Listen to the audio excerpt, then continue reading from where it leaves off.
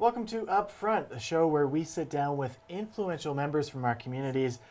And this time we're joined by Cranbrook City Councillor Mike Peabody. Mike, welcome to the show. Hey, thank you. Thanks for joining us. So, you, of course, grew up in Canada. Yeah. But you weren't actually born here. No. Talk about that. No, you might not know this, but I'm actually African. So my parents are both from New Brunswick, and they were farmers there for a little while. And the government of Canada was actually helping out with a dairy project in Malawi, and my dad got hired to be the mechanic for the project. So my mom with my older brother and my dad went over there, and from what I hear, she was pretty much pregnant at the time, and had me. And but no, we were back in Canada before I was even a year old. It's got to be some Cranbrook history there, because I'm sure you must be the first city councillor from Malawi or from Africa. I would wager on that, yeah. So you moved back to New Brunswick following your time in Africa. Yeah. And then later on to Cranbrook at the age of 10. Yeah. Talk about growing up in New Brunswick and then moving out west. Yeah. So, like, New Brunswick's a beautiful province. Now, my parents did split up when I was quite young. So my mom kind of moved from Woodstock, New Brunswick to Fredericton, and finished her business school there. And then from there, we moved to St. John, New Brunswick, where she worked for the Federal Business Development Bank. And yeah, went to school, played a lot with kids, and it's just fun. So how did Cranbrook come into the picture? So my mom's family, throughout the years had all migrated to British Columbia, and with the Federal Business Development Bank, my mom was able to get a job transfer. We were supposed to go to Kelowna, but the lady who from Cranbrook took the Kelowna position, so that's how we ended up in Cranbrook. And so you get here at the age of 10. What are your first impressions of Cranbrook? It was amazing. We grew up right beside the Kinsman tennis courts. So as a 10-year-old kid to have, Kinsman Park and tennis courts, and there's all these little patches of woods there and stuff like that. And you got the St. Mary's sliding hill on the other side. It was a great place to grow up. So following high school, you would go to a few different colleges. You start out here at the College of the Rockies. Yeah. What did you take there? So I'd started my, business program here. So I did my first 2 years of business at the College of the Rockies. And then I basically transferred, after 2 years, I transferred to the University of New Brunswick in Fredericton. And what was that like, going back to New Brunswick all those years later? It was neat. Just the whole university experience and just being in a different city, and you're trying to make friends again and stuff like that. It's really interesting.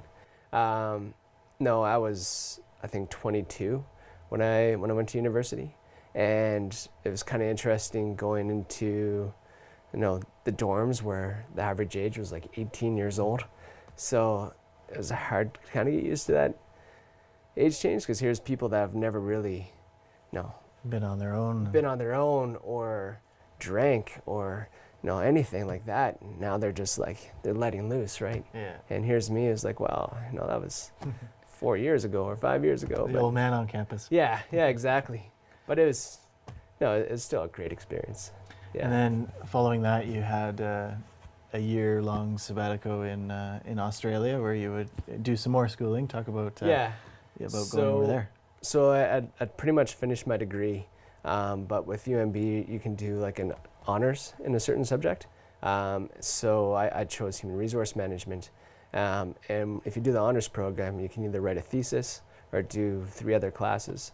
So I'm not much of a writer, so I figured I'd just do the 3 extra courses and get the extra credits and the honors program. But UMB also offered an exchange program where, you can go to a different country, and, as long as you do 3 courses, you just do a semester in another school. So I did my last semester at Macquarie University in Sydney, Australia. And then from there, while I was going to school, I started working at a bike shop downtown Sydney called Clarence Street Cyclery, which was awesome. It was one of the biggest stores in in the country. And yeah, so then after my semester of school, I just kind of stayed and went from a student visa to a working holiday visa, and yeah, I stayed for about a year and a half, and it was And cool. did you always plan to come back to Cranbrook, or were you sort of going wherever your journey took you? Yeah, it was tough. Like working for the bike shop, you know, it was a pretty high-end bike store. Like you can actually make a very good living working there. So I was kind of torn between just trying to stay and, you know, live in Sydney for the rest of my life, or come back this way. But I think one, it was quite hard to get sponsorship, because you got to prove that you're doing a job that no one else in Sydney can really do. Yeah. And you know, selling mountain bikes, hard to prove that. Yeah. But also Cranbrook, Well, he's Canadian. He has good knowledge. Yeah, exactly. Yeah, we got mountains. But you know, it was a lot of my friends never really moved out of Cranbrook, and you know, a lot of my core group of friends that we've had since even like elementary school or junior high and high school, we're still hanging out. So that was one of the big decisions of coming back to Cranbrook, was just coming back to where my friends were. So you returned to Cranbrook, and what sort of plans and what sort of outlook did you have for yourself when you actually returned? I didn't have any plans. Yeah, I kind of wung it for a little while. So I did construction for a little bit. I worked for, back then it was Kootenay Honda, so I was selling cars for a little while. That was an interesting job. And it is really funny because, like, I had a little bit of a sales background, but I didn't really know what I was to do with it. So I stopped by Kootenay Honda one day, and I'm like, what do you have to do to be a car salesman? And the next day I was a car salesman. So I was like, okay, we'll see where this goes. And that was a really interesting job. The customer aspect of it was awesome, like helping people. I loved it. The working environment was definitely something different. It was, people would be your coworkers would be your best friend to your face, but wouldn't think twice about, trying to steal a deal from you or something like that. So it's very cutthroat. Very cutthroat. Yeah. And how would you rate your skills as a car salesman? They fluctuated. Yeah, it took me, like, I'm not a car guy by any means. Honestly, I wasn't even good at driving a standard when I started that job. But like I said, I fell into it. It took me a while to get my feet off the ground, and then like back then it was the Import Auto Group, so it was Kootenay Honda, Nissan, Subaru, Volkswagen, and Hyundai. And there was a couple months where I outsold all the salespeople under the whole entire umbrella. So it was like, it took me a while to get my footing, and then I did really well, but then there's other months where I just didn't do well at all. And I think how well you do, it depends on how honest you are. And if you don't mind lying to people, like, to their face, you can do pretty good in some situations. But if you're not a good liar like me, then sometimes it's hard to sell a car. Well, we got to take a quick break, but when we come back, a couple of major life changes, including becoming a business owner and becoming a parent.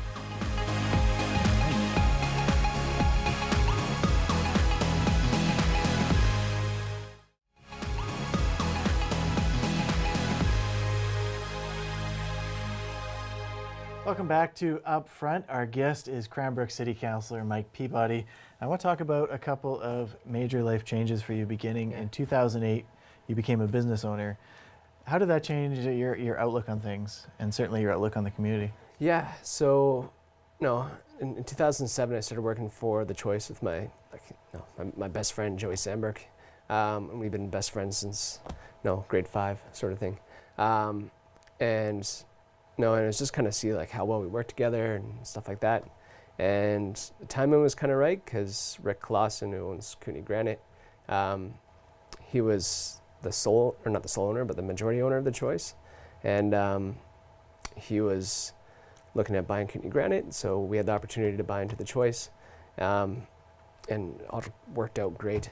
And it was neat because when you're your own business owner, like now you have this little kind of pet project that you just kind of continuously try to make better, and your work just gets so much more exciting because you get to see the direct results of, okay, we did this and this is what happened, or we did that and that happened, and then you start to see the business do better, more people come in, and it was, like even now, like the job just never stops being interesting because it's just always changing and always fluctuating, and you have new staff or different product, and I don't know, it's a lot of fun. And how does that change the way you see your community?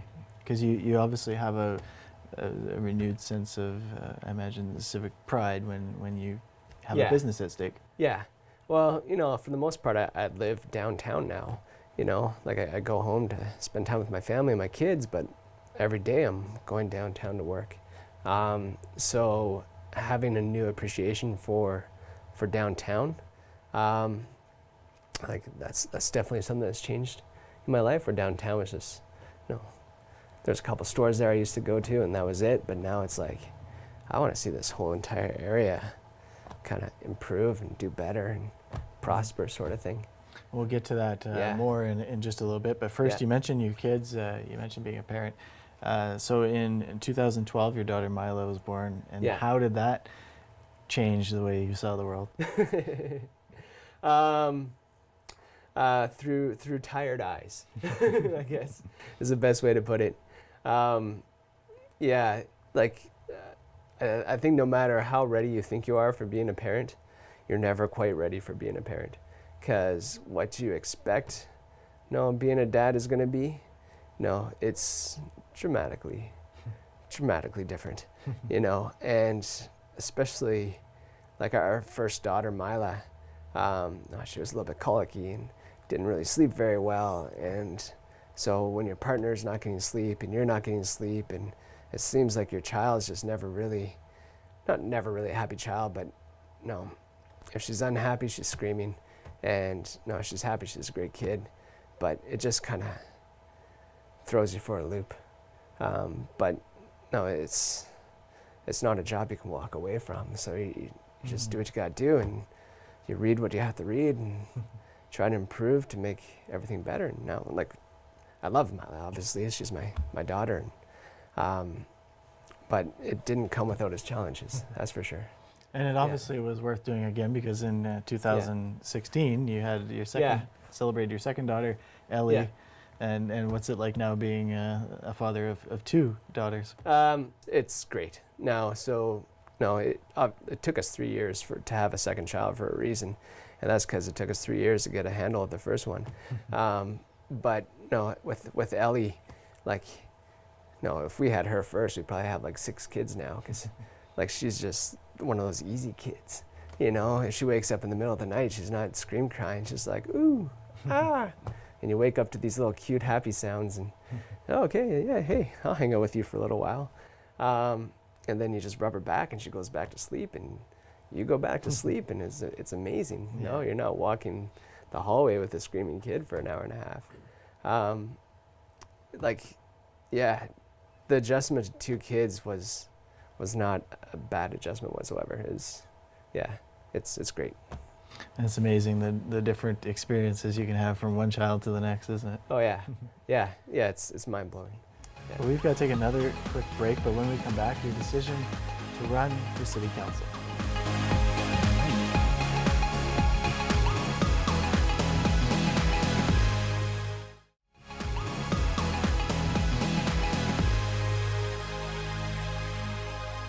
Welcome back to Up Front. Our guest is Cranbrook City Councillor Mike Peabody, and now I want to talk about your decision to run for City Council. Yeah. How did you come to that conclusion that was what you wanted to do and that this was the time? That's one of those things too that just kind of fell into place.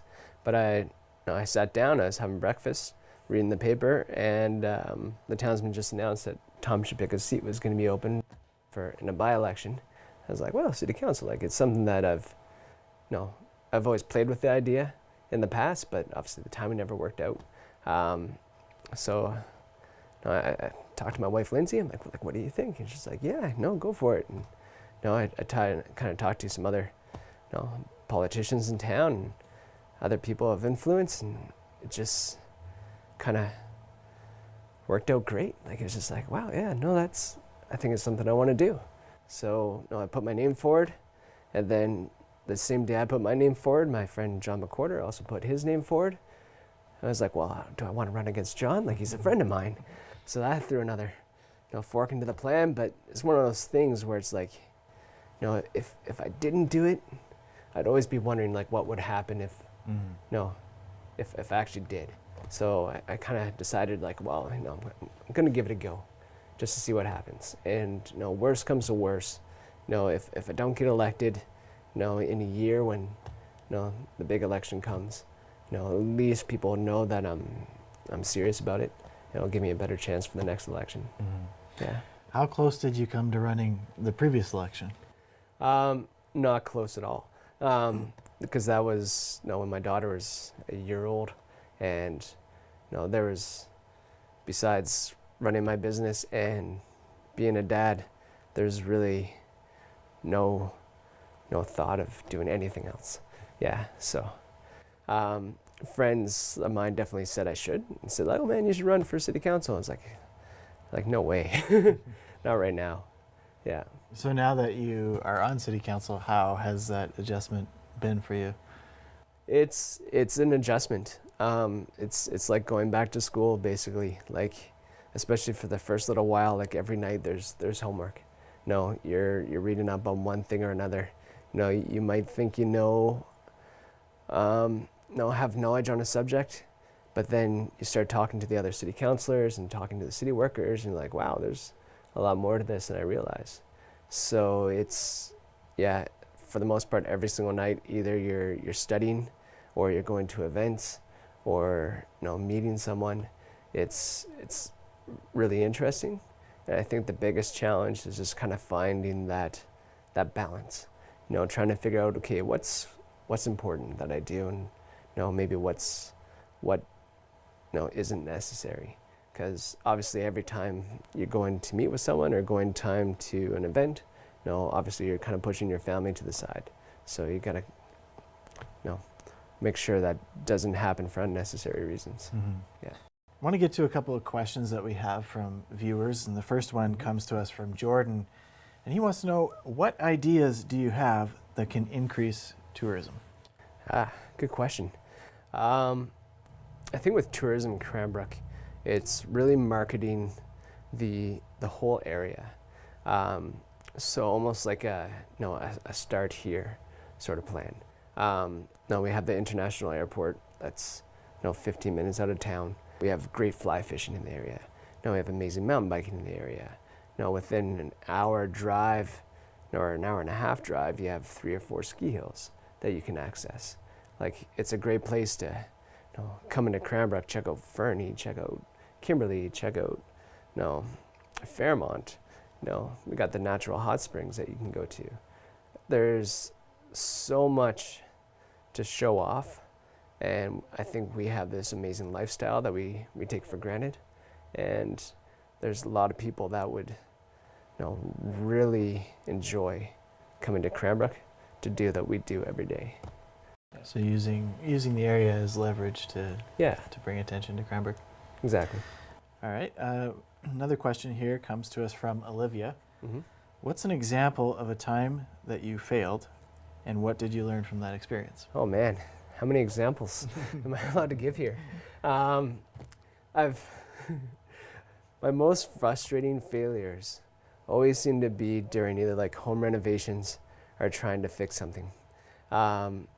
You flood your house a couple times, and that gets pretty expensive awfully quick. I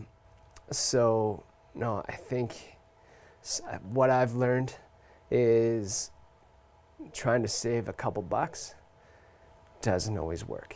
And sometimes it's better to just get the professionals to do the job than trying to do it yourself.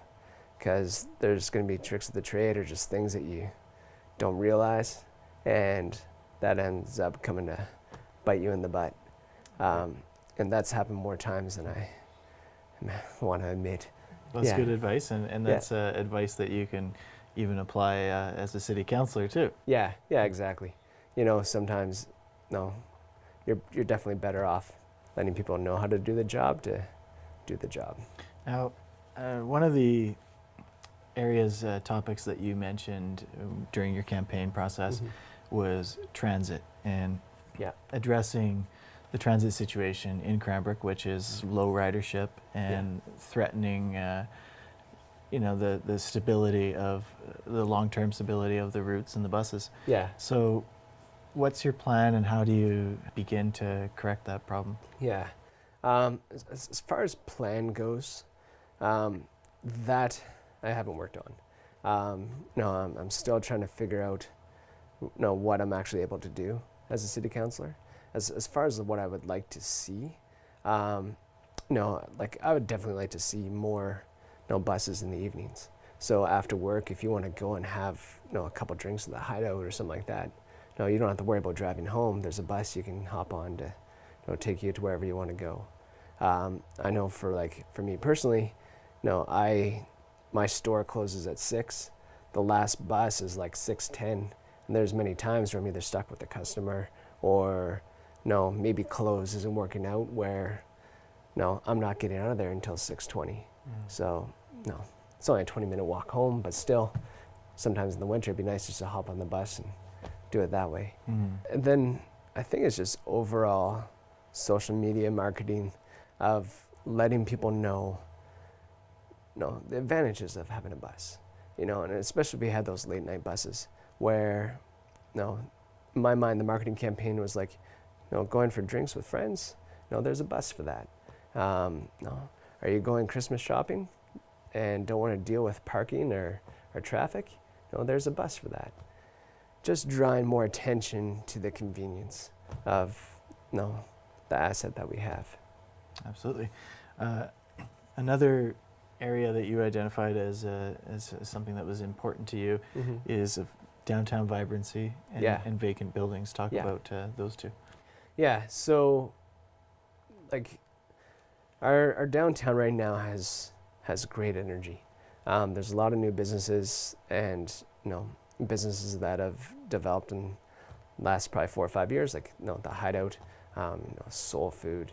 I still consider Secura a new business, but a lot of businesses that are bringing a lot more people downtown, and I find downtown just has this positive energy to it right now, where people enjoy being there, they enjoy supporting the businesses that are there, and I just want to keep building on that. Vacant buildings has been such a big issue for so long. But I think with the current city council that we have, that's definitely one of the things that they want to address. And I think with the sort of open for business mentality that we have, that can maybe attract some outside investors that have a little bit deeper pockets that can maybe take over the super value building and build a 4 or 5 story high apartment complex that's mixed offices and mixed retail space or restaurant space. But we'll see. It's something not just myself, but a lot of people in town want to see happen. The Downtown Business Association, we just had a meeting last night, and that's one of the things that we were talking about is okay, how do we get rid of these vacant buildings downtown? One idea that I've brought forward to the city is a little bit of a Band-Aid for now, but just to take the vacant buildings, and instead of just having windows that show off the empty space inside, cover them up with maybe a graphic window vinyl that showcases our city and what we're all about, or maybe showcases some of the local artists. That's something that's not very expensive, but when you walk downtown, you don't necessarily see an empty building. You see artwork or something like that just helps beautify the downtown. Absolutely. So when people come to visit, it's an attractive place to be. Another topic, another issue that you that is important to you is attracting new business and development. How do you Yeah. approach that one? I think that depends on the overall mentality of city council. And I think that's why, the current city council that we have is attracting so much business that it is. It's because we are presenting ourselves as open for business. And then we're also doing a lot of fishing for new business too. So instead of just sitting there and waiting business to come to us, no, I think our city is actively looking outside of our city to see what can come here.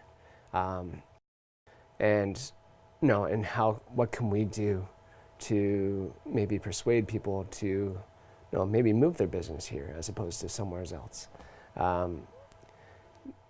The other thing that the city is talking about working towards is almost like an economic development partnership of getting sort of key players like Tanaha, Columbia Basin Trust, who else? St. Eugene, but just sort of key, like bigger players in the area to kind of network and maybe use those resources to kind of figure out what should be here that's not necessarily here right now. When you look ahead into the future, Mm-hmm. what are some other goals or things that you would like to achieve while on council? More recreation would be great. Obviously we have amazing ball diamonds and soccer fields and stuff like that, but there's always, we could always have more. Maybe indoor tennis courts for the winter, or indoor soccer field would be fantastic too. We just got the new bike track, so we can start attracting like BMX competitions in town and stuff like that. So yeah, more recreation would be great. We definitely have to do something about the vacancy rates for for people that want to rent apartments, because right now it's like 1.1% vacancy rate. So if you want to attract new business, there's really no place right now for the employees that would come with the business to live. So we got to do something about that as well. All right. Well, Mike Peabody, thanks so much for joining us on Thank you. Upfront. Great.